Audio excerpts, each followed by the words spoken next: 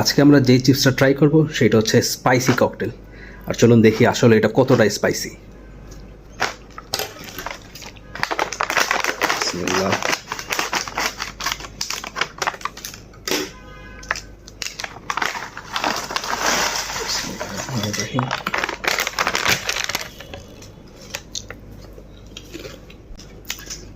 খুব একটা স্পাইসি তো লাগতেছে না অতটাও। এক প্যাকেটের মধ্যে এটা হচ্ছে কোয়ান্টিটি।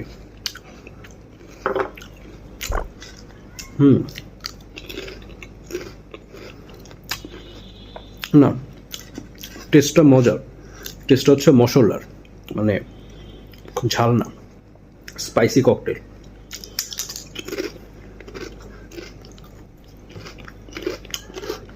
আমার কাছে টেস্টটা ভালো লাগতেছে।